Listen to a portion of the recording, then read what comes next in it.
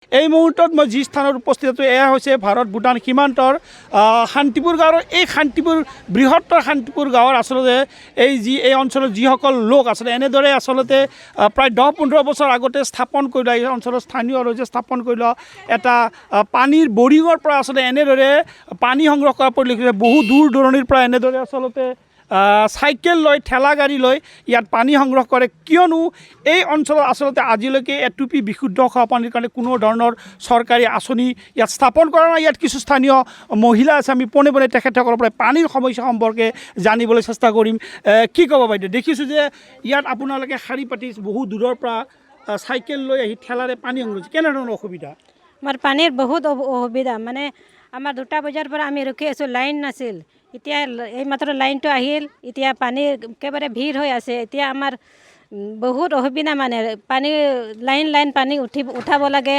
এতিয়া ঘৰুৱা কামবিলাক গৰু বান্ধা চব কৰিব লাগে। এতিয়া মানে বহুত অসুবিধা আমাৰ। ইয়াৰ পৰা কেতিয়া পানী লৈ যায়? ইয়াত ৰাতিপুৱা 4টাৰ পৰা 8টালৈকে পানী দিয়ে আৰু ভাটিবেলা 5টা বজাৰ পৰা 7টালৈকে। এই যিটো পানী য'ৰ পৰা হৈছে, আপোনালোকে ৰাইজে নিজে কৰি লোৱা? এইটো আমি ৰাইজে নিজে কৰি লোৱা এই আমাৰ এইটো পানীৰ ব্যৱস্থা। কিন্তু ইয়াত কোনো ধৰণৰ চৰকাৰী আঁচনি হোৱা নাই? নাই, আমি কোনো ধৰণৰ আঁচনি পোৱা নাই এতিয়ালৈকে। এই ক্ষেত্ৰত আপোনালোকে যোগাযোগ কৰিছিল নে নাই? বহুত যোগাযোগ কৰিছোঁ, MLA তাতে গৈছোঁ আৰু দৰখাস্তও দিছিলোঁ, কিন্তু দিয়া নাই।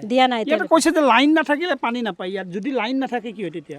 আমাৰ যদি লাইন নাথাকে আমি বেলেগ দূৰৰ পৰা লৈ আনো, চেঁচা পানী যাওঁ, এইফালে পাৰ্কি যাওঁ, বেলেগ পৰা আমি পানী বিচাৰি লৈ আহি ব্যৱস্থা। নিশ্চিতভাৱে আচলতে এই বৃহত্তৰ যি শান্তিপুৰ অঞ্চল, ইয়াৰ এই অঞ্চলত প্ৰায় বহু পৰিয়াল আচলতে এনেদৰে পানী সংগ্ৰহ কৰে। মোৰ আন এগৰাকী বাইদেউ আছে, তেখেতে চাইকেল লৈ আছিলে, এনেদৰে বাল্টি আৰু কলহত পানী সংগ্ৰহ কৰিছে। বাইদেউ কি ক'ব, কেনেধৰণৰ সমস্যা? আমাৰ এইখিনি আমাৰ 2 নং শান্তিপুৰত পানীৰ বহুত অসুবিধা। আমি এতিয়ালৈকে কোনো সুবিধা পোৱা নাই। চৰকাৰে বহুত ঠাইতে দেখা পাইছোঁ, টিভিত দেখা পাইছোঁ, মোবাইলত দেখা পাইছোঁ, বহুত ঠাইতে জল জীৱনৰ সুবিধা কৰি দিছে, কিন্তু আমাৰ এইখিনিত এতিয়ালৈকে আমি পোৱা নাই। কিমান বছৰ ধৰি এনেদৰে পানী সংগ্ৰহ কৰি? আমাৰ 15-20 বছৰ ধৰি আমি এনেকুৱা কৰি আছোঁ। এই এই পানী খোৱা লোৱা, কাপোৰ ধোৱা, আমাৰ গৰু ছাগলী সকলো কামত এইখিনি পানী ব্যৱহাৰ কৰোঁ। আমাৰ বাহিৰা পানী কোনো সুবিধা নাই। আপোনালোকে জনাইছে যে আপোনালোকে ইতিমধ্যে স্থানীয় যি জনপ্ৰতিনিধি তেখেতসকলক জনাইছিল, কিন্তু কোনো ব্যৱস্থা কৰা নাই?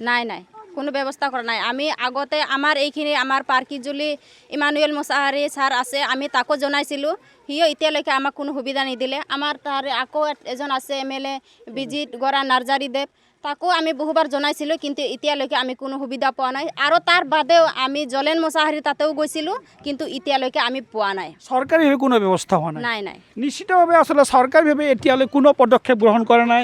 এগৰাকী স্থানীয় যুৱক আছে, মই আপোনালোক যদি আগবাঢ়ি আহে কি ক'ব? যথেষ্ট অসুবিধা, পানী এনেদৰে আছে, শাৰী পাতি দূৰ দূৰণিৰ পৰা চাইকেলেৰে পানী সংগ্ৰহ, কি ক'ব? হয়, অসুবিধা বহুত যথেষ্ট। কাৰণ চাওক, এই সময়ত মানুহে য'ত নেকি ঘৰত থাকি গাই গৰু বান্ধা সময়ত মানুহ ইয়াতে 2টা বজাৰ পৰা এইখিনি ভিৰ কৰি আছে, কাৰণ একমাত্ৰ পানীৰ কাৰণে। পানী হ'ল মানুহৰ জীৱনৰ কাৰণে একমাত্ৰ ডাঙৰ বস্তু। তে মই ভাবোঁ যে চৰকাৰে বাহিৰে যে কৈ আছে বিভিন্ন আঁচনি দিছোঁ, বিভিন্ন অমুক জেগাত আঁচনি দিয়া হৈছে, কিন্তু প্ৰকৃতভাৱে চৰকাৰে য'ত নেকি আঁচনি দিব লাগে সেই জেগাত আঁচনি দিয়া নাই।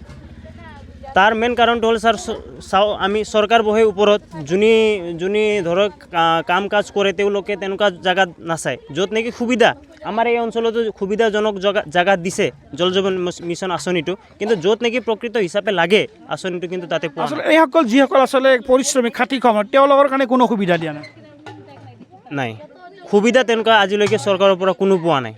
নিশ্চিতভাৱে আচলতে মই কেমেৰা সহযোগে দেখুৱাবলৈ অনুৰোধ জনাম, এনেদৰে আচলতে ৰাজপথৰ ওপৰত এখন আচলতে ঠেলা গাড়ীত এই অঞ্চলৰ যি ৰাইজ আছে, ৰাইজে এনে ঠেলা গাড়ীত বাল্টি বা বিভিন্ন ধৰণৰ যি সামগ্ৰী আছে, কলহ বাল্টি এনেধৰণে আচলতে লৈ আহিছে আৰু আহি ইয়াত এনেদৰে আচলতে পানী সংগ্ৰহ কৰিব। আচলতে আমি দেখিছোঁ যে আমি কলাত কেঁচুৱা লৈ আচলতে ইয়াত পানী সংগ্ৰহ কৰিবলৈ আহিছে।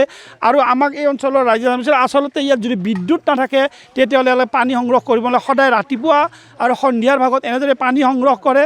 আৰু এনেদৰেই আচলতে এই বৃহত্তৰ যি ভূটান সীমান্তৰ শান্তিপুৰ অঞ্চলৰ ৰাইজে খোৱা পানী সংগ্ৰহ কৰিছে।